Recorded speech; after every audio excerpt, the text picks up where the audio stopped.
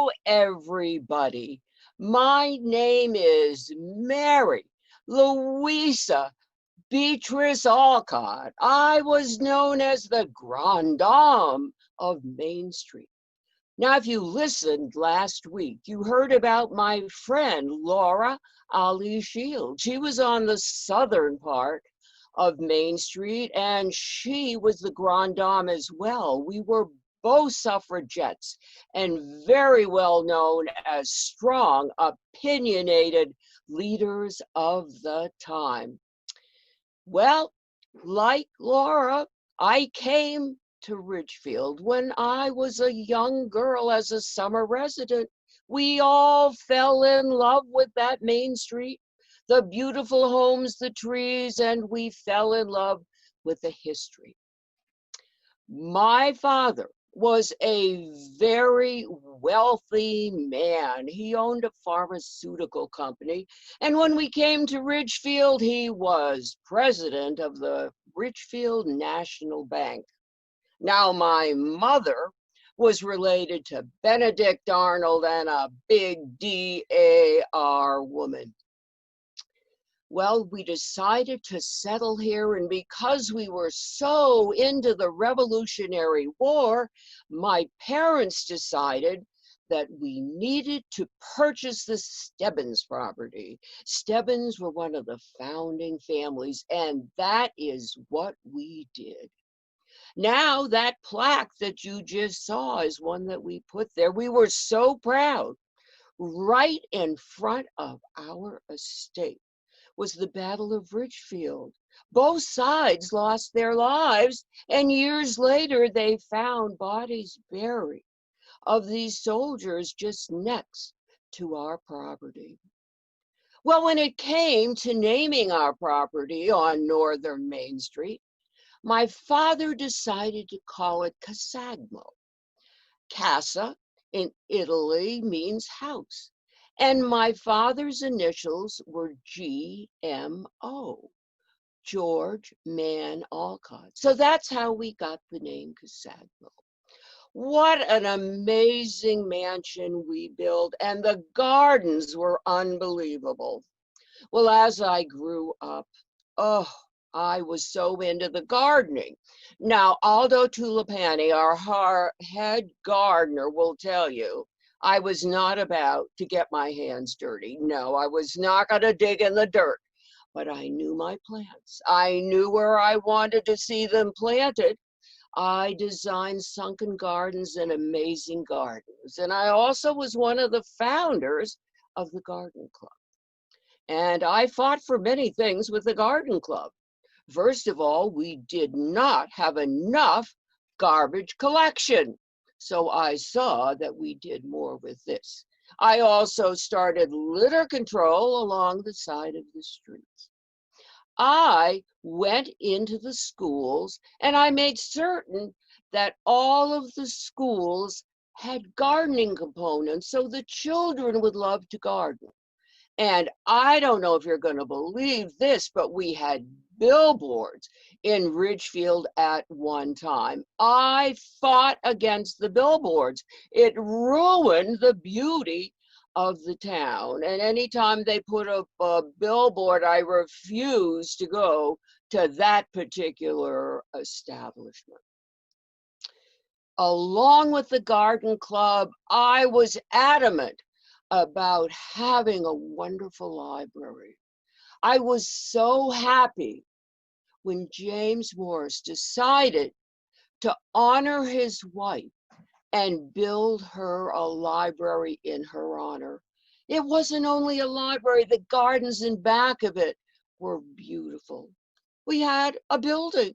We didn't have a librarian of books and magazines in a children's room. So, as president, and one of the people who worked on the founding of the library, there I was.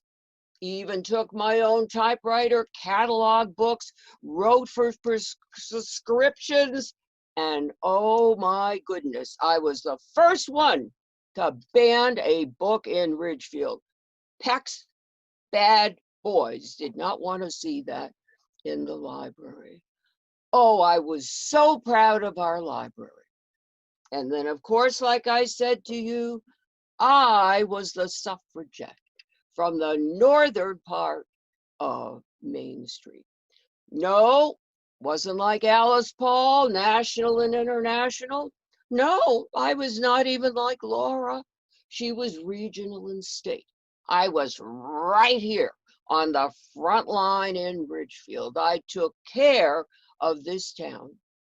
Now, people said I spoke very convincingly, demandingly, persuasively, and that I also had a good sense of humor. I fought so hard for the 19th Amendment. And you've probably heard this story before, but we think Ridgefield helped to pass the 19th Amendment. We had Mrs. Northrop in our group.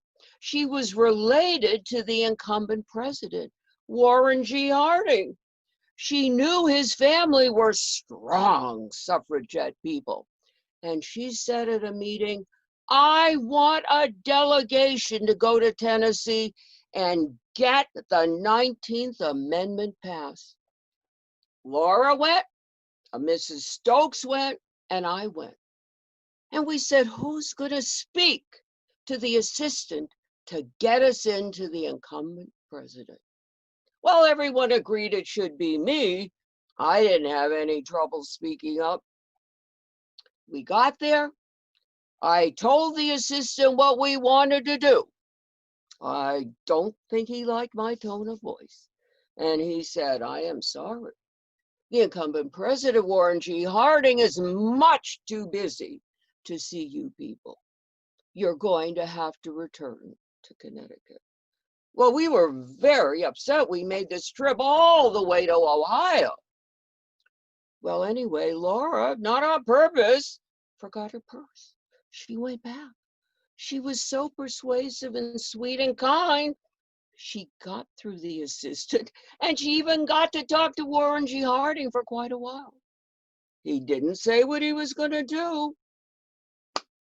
Next day, Tennessee voted for the 19th Amendment, and we came back to Ridgefield very proud for what we had done. Oh, I spoke up for what I believed in, and being born in the 1800s, this did not always happen. We had a meeting of suffragettes in Hartford. We were going to honor the Pankhursts from London for their work with women's rights. I said, no, I won't vote for it.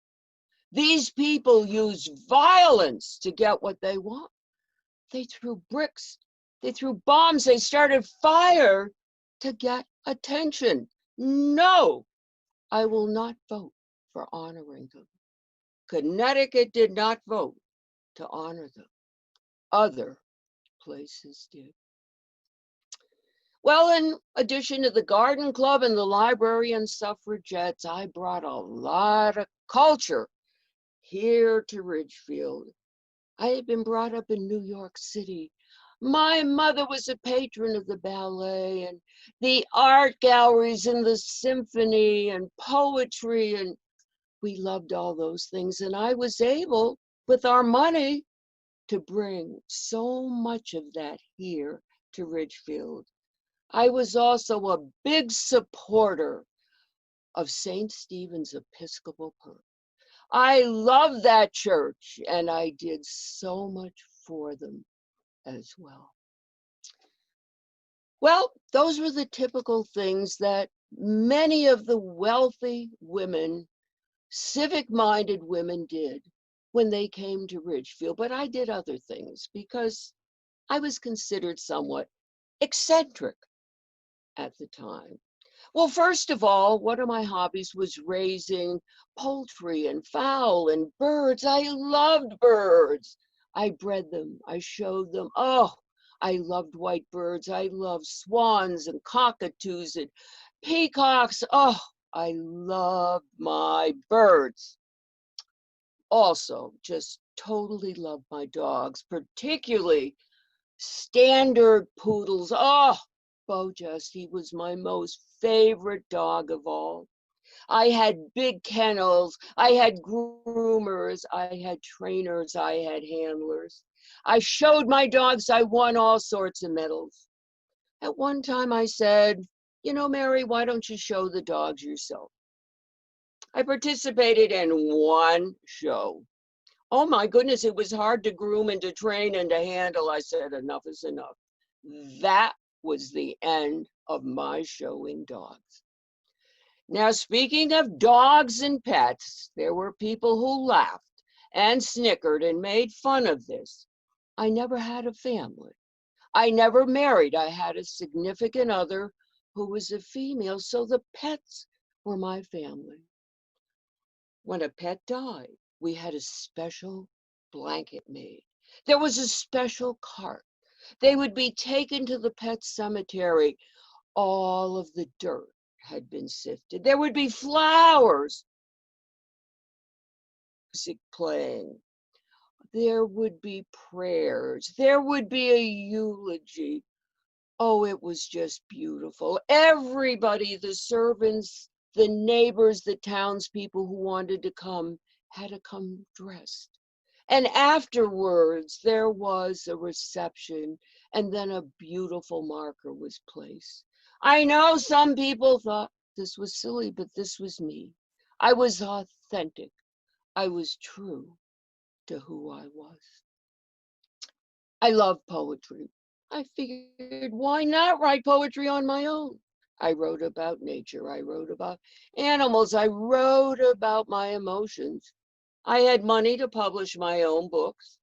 The New York Times, they looked at my poetry and they said, some good ideas, but the word choice was not good. And my poems were just too overly dramatic. I can't imagine that. I decided, you know, I am going to turn to children's literature because being at the library, I read so many children's books. So I created this elf, and his name was Zip. Oh, he had the most wonderful adventures imaginable. I used to go to the library, read my books to the children, had musicians playing in the background. The kids seemed to love them, but nobody else wanted to purchase my books. But that was perfectly okay with me. I also wrote the genealogy for my family, and I made certain I talked just as much about the women as I did about the men in my family. And I wrote my own eulogy, which again maybe was a little dramatic for the time. At the end of my life, I became very involved with Francis Matthias Alexander and the Alexander method. And you're probably wondering, what is the Alexander method? Well, what it was a posture method. It started in London. It was the way you stood, the way you walked, the way you sat, had a lot to do with your health, your breathing, how you spoke, how you sang. There was a great deal of research, and I went to London to work on this. And I did a lot with the presentations and with the publications. I believe so in Mr. Alexander. Again, some people thought this was a little bit eccentric. Well, I lived to 98 years old. And at the end of my life, I had no one to really close to me to leave the wonderful Casagmo to. I had a niece. And so the estate, the property, the place that my heart was in was left to my niece. My niece didn't have the money to sustain it. She didn't really want the property. She took the house down and she turned the estate over to developers. And today you will see when you go by, probably Ridgefield's first condos, but they're still named Casagmo. Casa for house, GMO for my father's initials. So when you walk down Main Street or you drive down Main Street and you go by Casagmo, say, aha, that's Mary Louise Beatrice Olcott's home. She was into the founding of the Garden Club and the library. She was a grande dame of the suffragettes. She brought culture to the town.